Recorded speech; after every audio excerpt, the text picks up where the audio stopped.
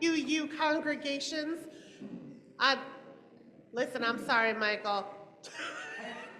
I promised Michael that I would not start speaking until he was ready for me. And then that didn't happen.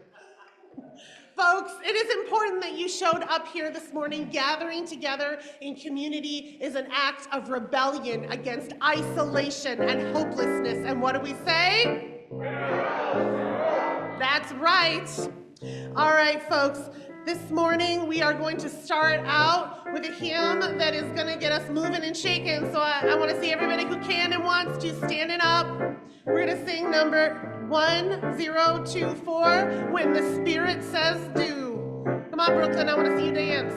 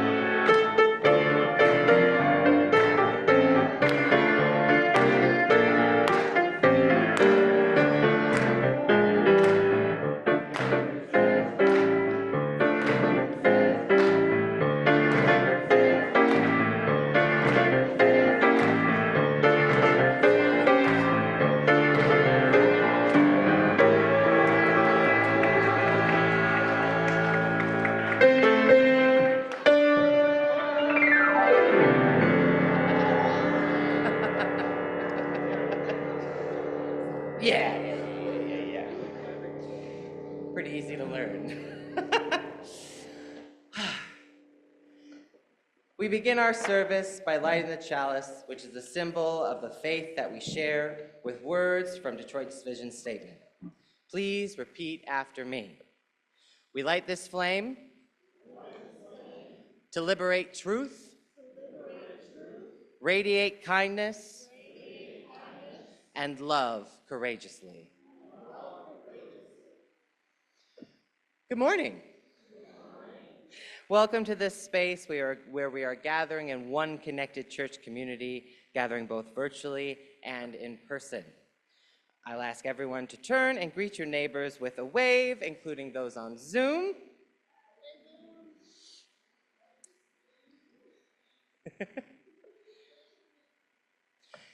My name is Eli, Pastor Eli, and my pronouns are he, him. I am your worship leader this morning, and I'm honored to be joined on the chancel by Yusef Shakur, who is an author, activist, and community organizer. He wrote the book, Who's Afraid of a Black Detroit, and has made a career out of educating and liberating people. So please join me in warmly welcoming him.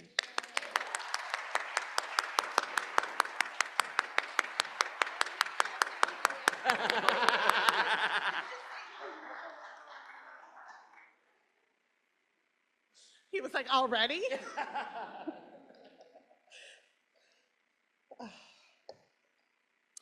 We are the First Unitarian Universalist Church of Detroit and the Northwest UU Church gathered together today, but we were not the first ones here.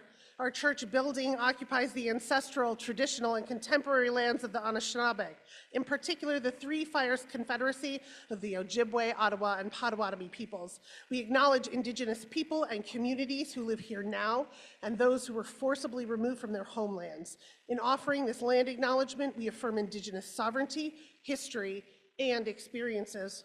We also acknowledge people of African descent who were forcibly removed from their land and separated from their families through kidnapping and enslavement. We pay reverence and respect to them for building this country's infrastructure and economy with no compensation or reparations to date. If you have a joy or sorrow, since we're at Northwest, there is a book out in the atrium. So if you have one that you would like to write down, please do, but please let Mary Mueller, Mary, can you raise your hand that you've done so? Because we will be reading them a little bit later. But if you can't do so until after the service, please just let us know. and either me, Julie, or Mary, please just let us know. If you are new here, welcome. Do we have visitor forms here? Yes, we have visitor forms. Please just indicate which congregation that you're new with, and that will be very helpful for us. But also, if you're new here, please come say hello during coffee hour. That is the best way for us to get to know you. You can find out more about events in the life of the churches in our weekly newsletters, but a few things that we'd like to highlight today are, we will have 3 joint services in March. Next Sunday, March 2nd, here at Northwest, March 16th at First Congregational Church in Detroit, and March 30th at UU Farmington.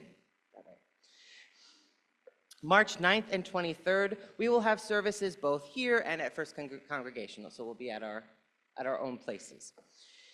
The worship schedule is posted at the back of the sanctuary, on the door, and on our websites, as well as the weekly newsletter. So if you forget after you walk out those doors today, there's plenty of places to go take a peek and figure out where you need to be. Today at 1 p.m., we will have a memorial service for Barbara Stevenson, a longtime member of both UU Detroit and Northwest UU. The service will be right here in the sanctuary, and there's also a Zoom link available, which is in your latest newsletter. If you're on Zoom now, please note that it's a different link than the link that you are on at this moment, so you'll have to hop over to a different link. We are nearing the end of our 18-month experiment in joint ministry, and we will soon begin a formal discernment process about how and if our 2 congregations want their future to be together. If you're from UU Detroit and would like your voice heard, please attend either a meeting on Saturday, March 1st in the afternoon at a location to be determined. Never mind, it will be at First Congregational at what time? 1 p.m. So I'm going to say that one more time. If you're from UU Detroit and would like to have your voice heard, please join us on Saturday, March 1st at First Congregational in Detroit at 1 p.m. But if you can't make that, there's also a virtual session on Thursday, March 6th. Northwest folks will gather in person on March 2nd after the joint service, and on Zoom on Wednesday, March 5th. Your feedback is necessary as we discern the future of our community, and there's a handout at the greeters table with more information. Thank goodness you don't have to remember everything I just said. And finally, the Northwest UU Canvas team invites you to attend a family-friendly concert to kick off our annual pledge drive on Saturday, March 8th, 3 to 5 p.m., right here at Northwest UU Church. Feature will be the lovely and talented Emily Rose and Audra Kubat. Come and be delighted by these two local singer-songwriters as they charm you with their musical talents. Additional details can be found in the concert flyer and newsletter, and registration is open.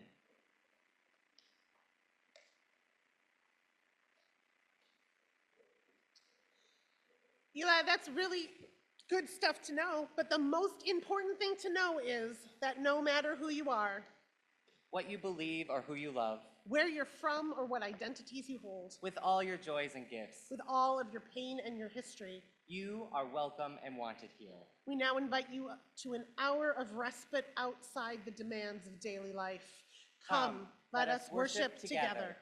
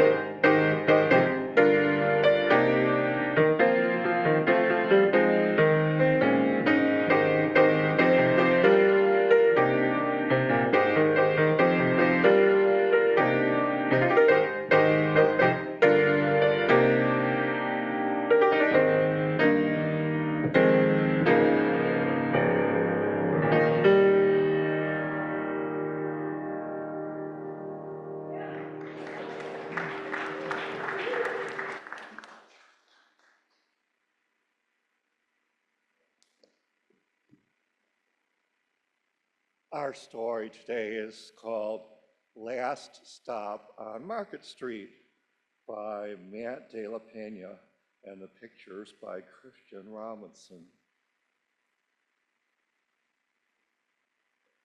CJ pushed through the church doors, skipped down the steps. The outside smelled like freedom, but it also smelled like rain, which freckled CJ's shirt and dripped down his nose. He ducked under his Nana's umbrella, saying, "How come we gotta wait for the bus in all this wet? Trees get thirsty too. Don't you see that big one drinking through a straw?" CJ looked for a long time, but he never saw a straw. From the bus stop, he watched water pool on flower petals, watched rain patter against the windshield of a passing car. His friend Colby climbed in, gave CJ a wave, and drove off with his dad. "Nana, how come we don't got a car?" "Boy, what do we need a car for? We got a bus that breathes fire, and old Mr. Dennis, who always has a trick for you." The bus creaked to a stop in front of them. It sighed and sagged, and the doors swung open. "What's that I see?" Mr. Dennis asked. He pulled a coin from behind CJ's ear, placed it in his palm. Nana laughed her deep laugh and pushed CJ along. They sat right up front. The old man across the way was tuning a guitar. An old woman with curlers, had butterflies in a jar. Nana gave everyone a great big smile and a good afternoon. She made sure CJ did the same. The bus lurched forward and stopped, lurched forward and stopped. Nana hummed as she knit. How come we always gotta go here after church, CJ said. Miguel and Colby never have to go nowhere. I feel sorry for those boys. They'll never get a chance to meet Bobo or the Sunglass Man. And I hear Trixie got herself a new hat. CJ stared out the window, feeling sorry for himself. He watched cars zip by on either side, watch a group of boys hop curbs on bikes. A man climbed aboard with a spotted dog. CJ gave up his seat. How come that man can't see? Boy, what do you know about seeing? Some people watch the world with their ears. That's a fact. Their noses too, the man said, sniffing at the air. That's a mighty fine perfume you got on today, ma'am. Nana squeezed the man's hand and laughed her deep laugh. Two older boys got on next. CJ watched as they moved on by and stood in back. Sure wish I had one of those. He's talking about the, music player with the headphones. Nana sat down her knitting. What for? You got the real thing right across from you. Why don't you ask that man if he'll play us a song? CJ didn't have to. The guitar player was already plucking strings and beginning to sing. Feel the magic of music, the blind man whispered. I like to close my eyes. Nana closed hers too. So did CJ and the spotted dog. And in the darkness, the rhythm lifted CJ out of the bus, out of the busy city. He saw sunset colors swirling over crashing waves, saw a family of hawks slicing through the sky, saw the old woman's butterflies dancing free in the light of the moon. CJ's chest grew full and he was lost in the sound, and the sound gave him the feeling of magic. The song ended, and CJ opened his eyes. Everyone on the bus clapped, even the boys in the back. Nana glanced at the coin in CJ's palm. CJ dropped it in the man's hat. Last stop on Market Street, Mr. Dennis said. CJ looked around as he stepped off the bus. Crumbling sidewalks and broken down doors, graffiti-tagged windows, and boarded-up stores. He reached for his Nana's hand. How come it's always so dirty over here? She smiled and pointed to the sky.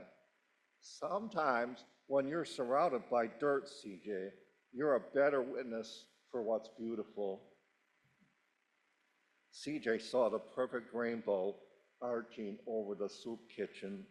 He wondered how his Nana always found beautiful where he never even thought to look. He looked all around then again at the bus rounding the corner out of sight, and the broken street lamps still lit up bright, and the stray cat shadows moving across the wall. When he spotted their familiar faces in the window, he said, I'm glad we came. He thought his Nana might laugh, her deep laugh, but she didn't. She patted him on the head and told him, me too, CJ. Now, come on. And now they're serving soup at the soup kitchen. So that's the story of Last Stop on Market Street. I don't see a heck of a lot of kids in here, so I think Brooklyn gets to carry our flame out if she would like.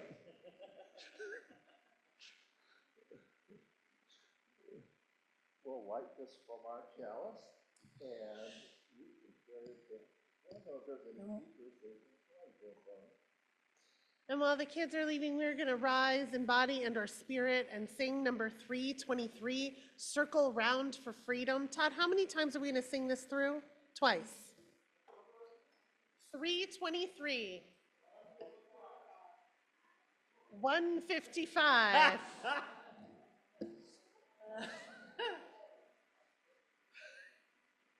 There was something that said 353 that said.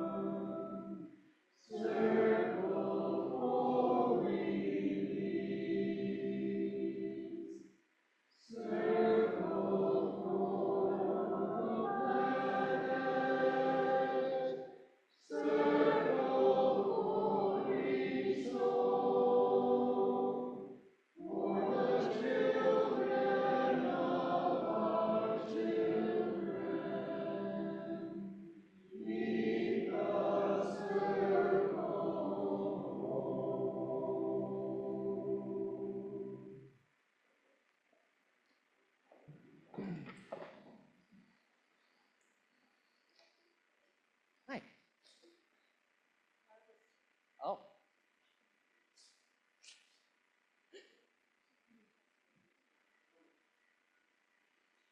Hi, it's the time of year when we have to think about planning for next year. How are we going to support the programs that we want at both of the churches? So I've been asked to talk a little bit about why we pledge, which we've been doing for 62 years, for sometimes 2 or 3 churches. For me, it's all about community.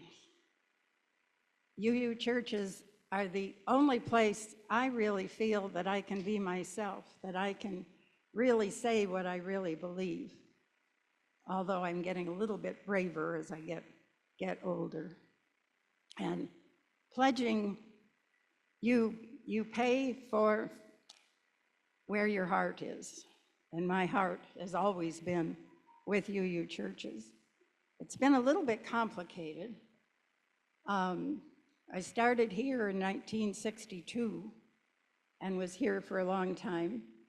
And in 2021, we moved to Florida, where my parents needed us, and Minnesota, where the grandchildren lived.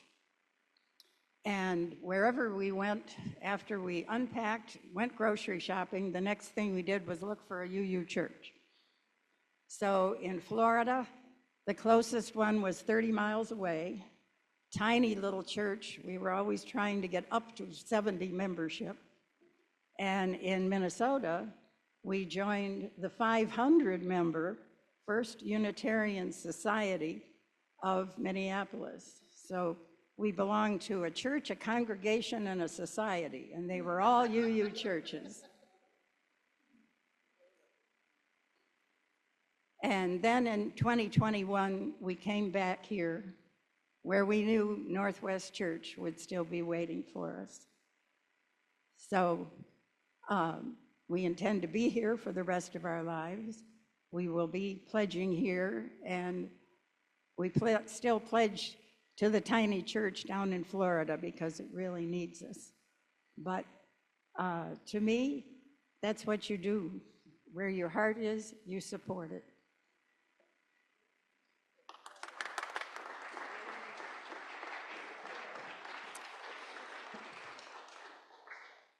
Thank you so much, Barbara. And pledge time is coming, if you hadn't guessed. So thank you so much for that testimonial. Each week, First UU shares its plate contribution with a community partner. This month, that partner is Black Lives of Unitarian Universalism, Blue. Blue is committed to expanding the power and capacity of Black UUs within Unitarian Universalism, providing support, information, and resources to Black Unitarian Universalists, and justice-making and liberation for Black people through our faith. All undesignated donations will be split between Black Lives of Unitarian Universalism and our congregation. A link to give virtually will be posted in the Zoom chat, and this is also a time to let our Zoom host know if you are new here, and you can submit contact information. We honor your generosity, by committing to ensure that our collective resources do a greater good for ourselves and our world than any could have been done individually.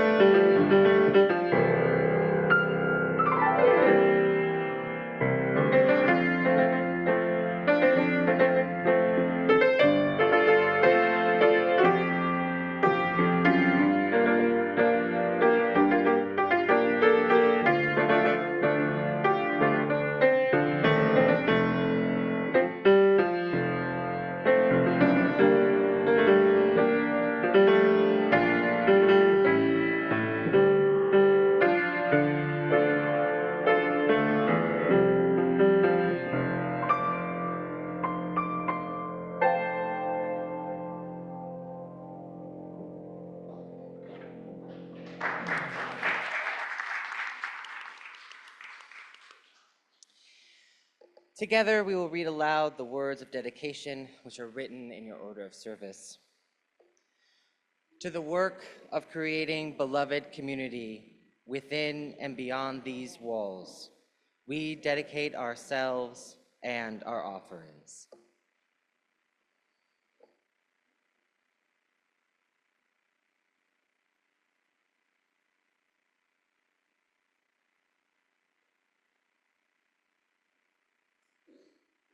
Good morning. My name is Mary Mueller. My pronouns are she, her, and I'm a member of the Northwest UU Pastoral Care Team. I want to remind you, if you have a pastoral care concern, you may contact from either congregation Reverend Julie or Pastor Eli. If you're a member of Northwest, you may also email the pastoralcare@northwestuu.org. Our joys and sorrows are recorded in the book on the red cabinet in the lobby, and want to invite people from First UU when you're here to feel free to use that. For those who are online, please email your joys or concerns to pastoralcare@Northwest UU. When I read your name, if you're in the room, please raise your hand. Jim Gabeski, who I think is not here present today. Jim is looking forward to getting rid of his cancer, and he thanks everyone for their kind thoughts. Jan Berger Cohn, she requests that we light a candle for her beloved sister-in-law, Colleen, who died last Monday of colon cancer. I'm sorry for your loss, Jan. And Jan also wants to share that her great nephew, Riker, had cranial surgery to separate fused skull bones. He is doing well. He is the ripe old age of 7 weeks. Good job for him. Brooklyn Taco, who left a little bit ago, wants to let us know that she is turning 11 on Friday. And Trina and Brooklyn Taco want to remind us that it's been 1 year since Kathy Henry has passed, and they would like a candle to be lit in her memory.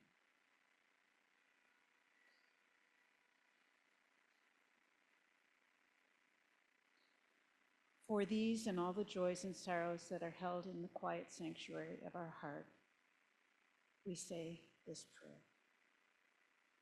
Sources of radiance and resilience, keep watch with those who work or watch or weep this night. May the suffering be soothed. May the sick be tended. May the weary find rest. May the dying and those who love them find peace. May the joyous be shielded. And may all know that we are surrounded in a love that is with us always, a web that connects us to all that exists. Let's take a few moments of silence to be with each other in this sacred place, and we will come out singing.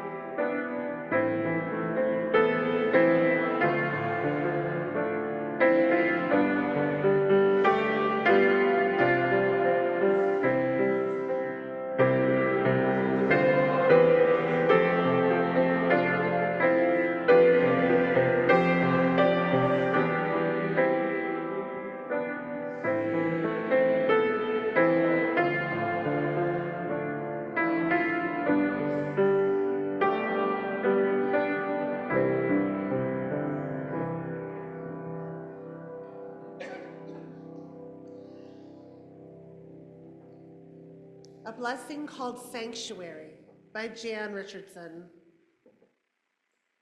You hardly knew how hungry you were to be gathered in, to be received, to receive the welcome that invited you entirely. Nothing of you found foreign or strange, nothing of your life that you were asked to leave behind or carry in silence or shame. Tentative steps became settling in, leaning into the blessing that enfolded you, taking your place in the circle that stunned you with its unimagined grace. You began to breathe again, to move without fear, to speak with abandon, the words you carried in your bones that echoed in your being. You learned to sing. But the deal with this blessing is that it will not leave you alone. It will not let you linger in safety, in stasis. This time, the time will come when this blessing, the blessing of sanctuary, will ask you to leave. Not because it is tired of you, but because it desires you to go forth and become the sanctuary you have found.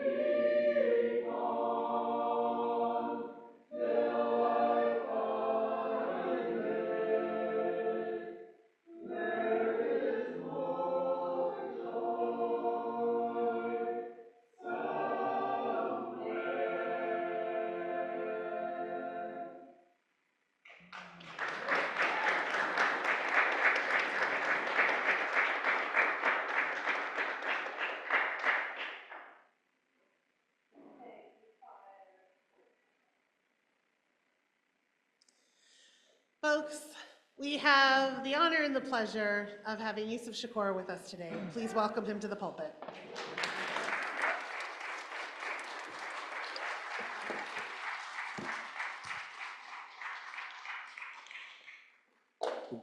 Good morning, and what up, though? Just a few corrections. My name is Dr. Yusef Bunchy Shakur. I am not the author of Who's Afraid of a Black Detroit. That is actually the title of a podcast I was a part of. I am the author of The Window to My Soul Looks Back, and I also have Redemption Road, a documentary about my life. And I'm currently working on a new book called Dear Ava Joe, which is letters to my mother. Thank you all for having me here this morning. Speaking at church is not something I do often, but I've done in my past, so I ask you guys for patience. And that patience, for me, is to think about the time that we're in. Not beyond just the walls and where we're at in relationship to what's going on at the highest office in this country, but more importantly, in this month, Black History Month. A lot of us criticize it because it's the 28 days, but in our criticism, do we know why it was selected this month? And who created it, which was Carter G. Woodson. And it was originally called Black History Week. And it wasn't until the 60s that others petitioned for it to be a whole month. But Carter G. Woodson selected February in honor of one of our greatest organizers, our greatest orators, which was Frederick Douglass. His birthday is in Black History Month. And in that honor and in that tradition, it makes me think about one of his greatest speeches, which is, if there's no struggle, there's no progress. He says, those who profess to favor freedom and yet depreciate agitation are people who want craps without plowing. We want food without getting our ass up and going to the grocery store. We want certain things, but the question, what are you willing to do to be able to make those things happen? We see what has taken place in the last 30 days, but is that the first time we experienced this level of oppression, this level of madness? No, it's not. You see, when there's the opportunity to experience darkness, we cannot allow someone to put out our light. Because when we allow them to put out our light, then we are forever subjugated to darkness. And to be subjugated to darkness in that manner is to give up our ability to fight. We have a human right to fight. And in a human right to fight, we have to ask ourselves, is racial and social justice enough? These are more modern, more contemporary words. For the slave, it wasn't racial and social justice, it was freedom. For the woman who has a man on her back, it wasn't racial and social justice, it was freedom, get your ass off my back. We have to make that distinction. But in making those distinctions, we have to understand how things progress in this society. And we incorporate new academic terms into our lexicon. A lot of times we talk about like our pronouns, which is a new terminology relatively in the last 6-7 years. And people ask me like, what is your pronouns? And I say black. And I'm like, what do you mean black? Like I said, black. Because I am oppressed because I'm black first and foremost. My mother was oppressed because she was black first and foremost. Then because she was a woman, and et cetera, et cetera. But it's in that allyship, it's in that intersectionality that I can see your oppression, but can you see my oppression? See, we can't be so intersected that we erase others for the need for allyship.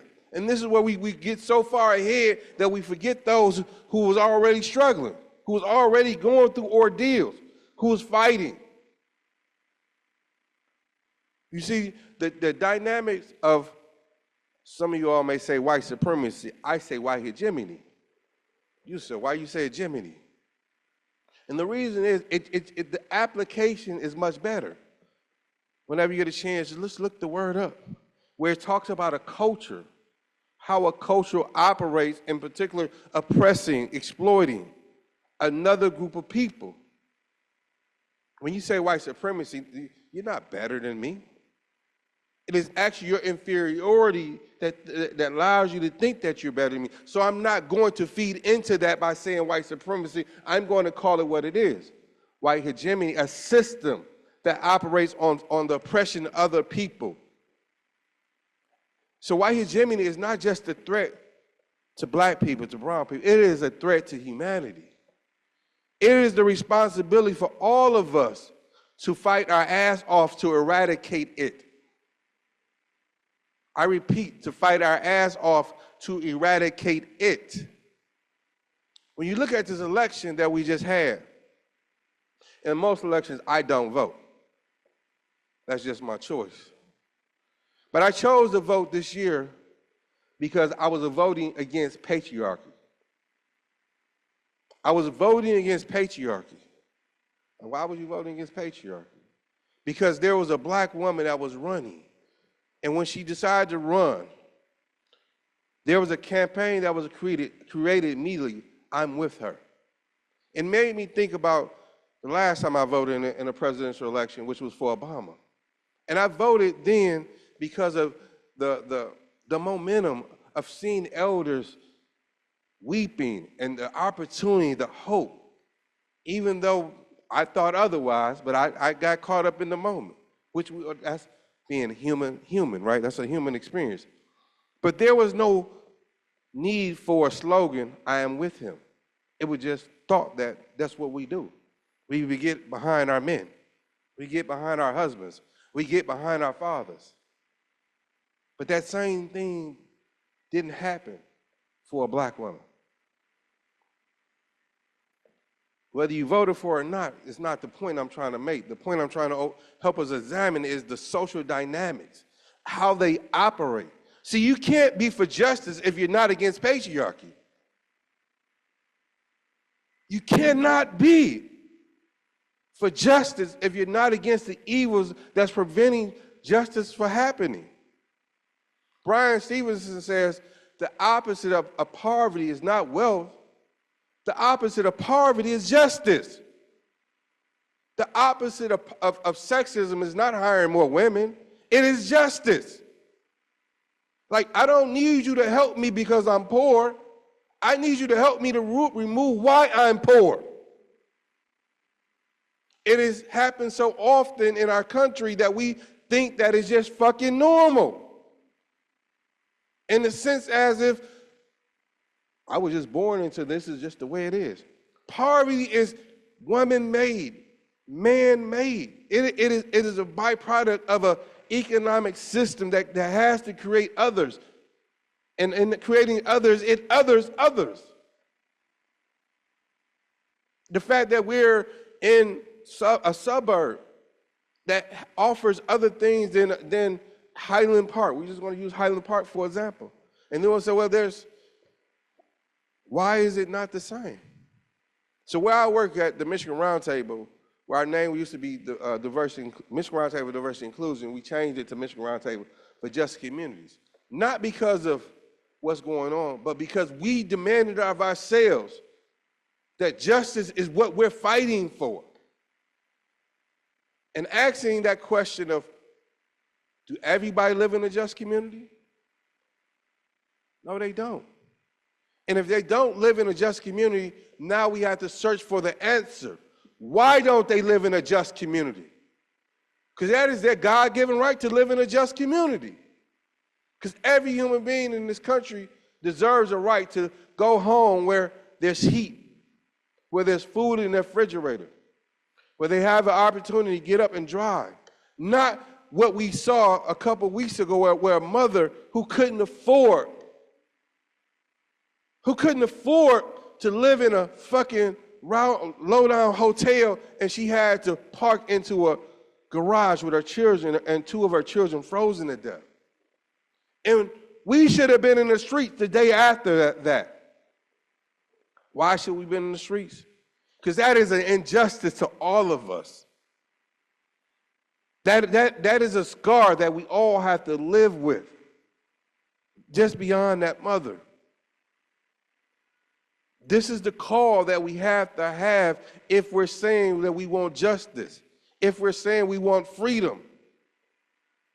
Because when that happens, our light goes a little more dimmer. The world gets a little more colder because those who's coming after us, and I ask the question, where was you at to help my mother? One of the greatest artists that we've ever seen was Tupac Shakur, who was a very conflicted young man who died at the age of 25. But in examining Tupac, one of that conflicting dynamic was that his mother was part of the Black Panther Party, a leader in the Black Panther Party. And there was a period that she had become a drug addict. And he remembers vividly, them going out and advocating, them going out and putting money in the buckets and things. But when his mother was hurting, there was no buckets there. There was no one there to make sure they had lights when there was barely food in the refrigerator. But this story I'm telling is not just an individual story. This is a story of so many that we walk by every day. And I get it, because are you willing to be vulnerable enough to open yourself up to others? Are you willing to remove the fear factor out of your life to be able to give of yourself to someone else? That's what being a human being is about. But we cannot forget that we live in a society where gender matters. We live in a society where race matters. And depending what your gender is, depending what your race is, it determines how you're interactive in this society. Because when the police get behind me, my heart beat fast. Versus if the police get behind you. But that is wrong. My heart should not have to beat fast.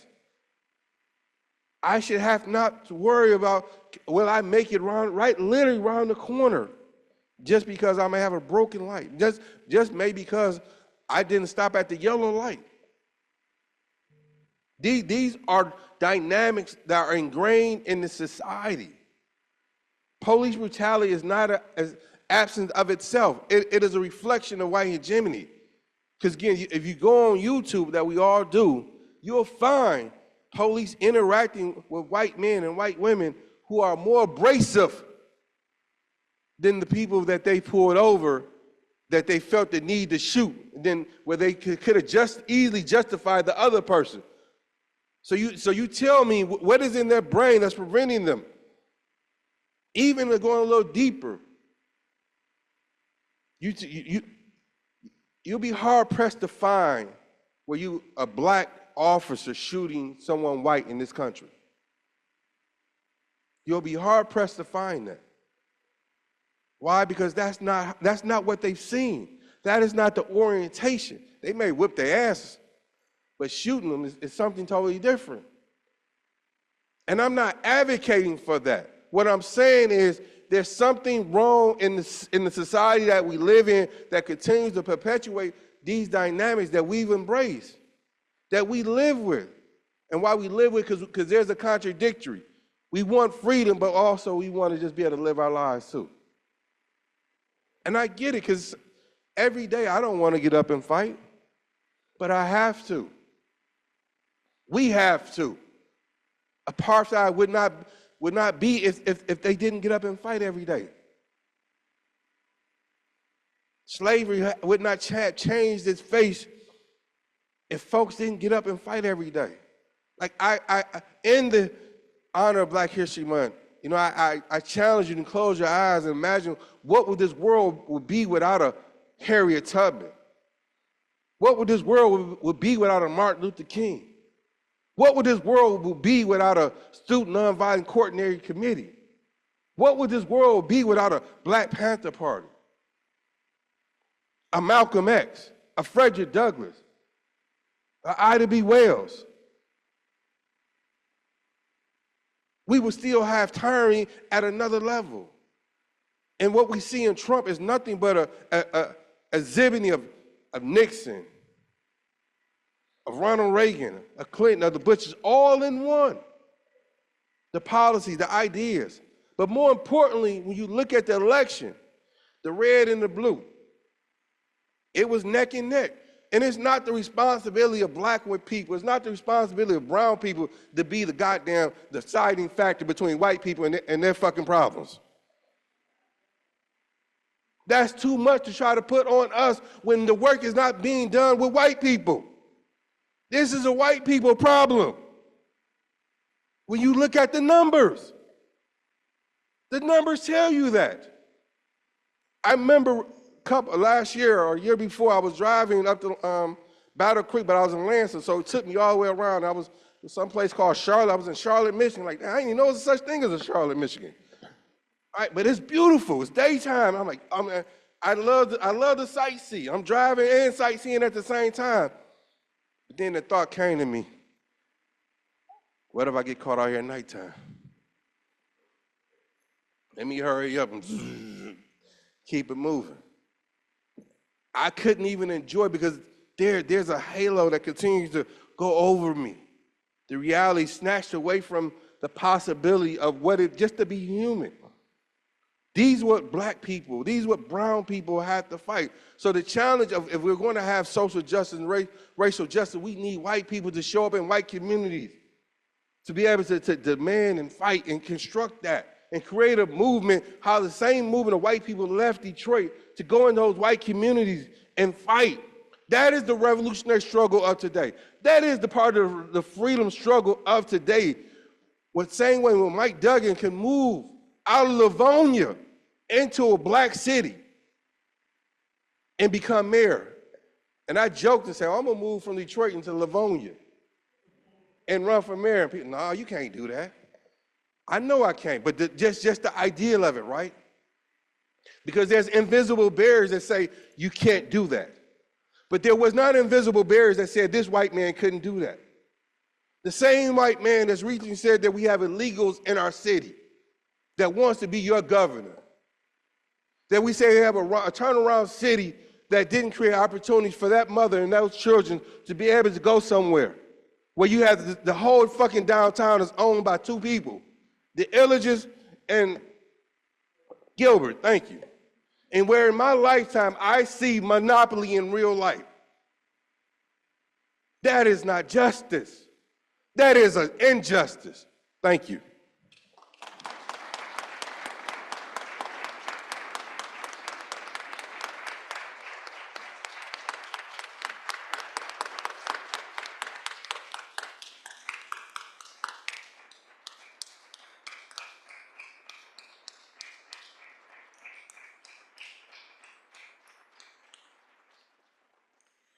Y'all might as well still stay standing. I'm gonna make you sing.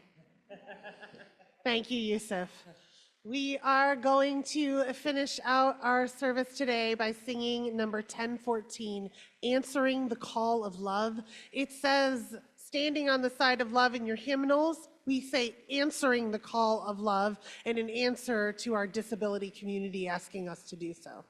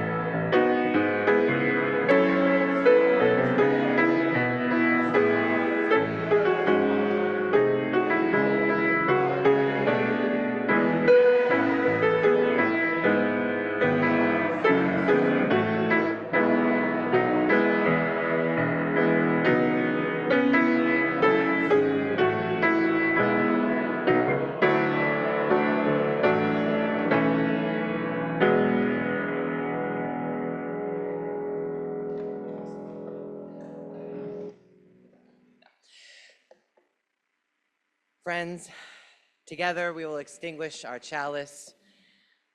Please repeat after me. We extinguish this flame, but not the light of hope. The warmth of community, or the fire of commitment. These we carry in our hearts until we are together again.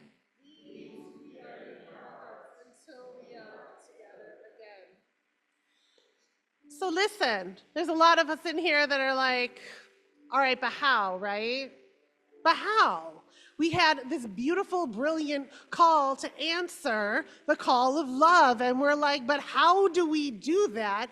Because many of us, myself included, are insulated from some of the things that Yusef talked about, some of the things that Yusef has been through. Not all of us, but many of us are insulated.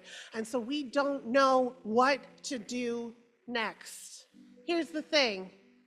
We don't have to. We have to answer and say yes when we are called upon. We need to build relationships with people outside of our comfort zone, which might mean that sometimes you're going to get someone saying fuck in the pulpit a lot and not know what to do with that, okay? But here's the thing.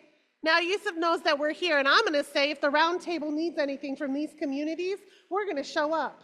We know who he is. He knows who we are. We're going to mess up in relationship with each other, but we're going to be honest about when we mess up. We're going to meet each other in the middle. And when they ask, we are going to say yes. What are we going to say?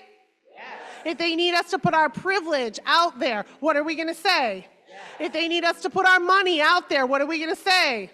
Yes. If they need us to put our bodies out there, what are we going to say?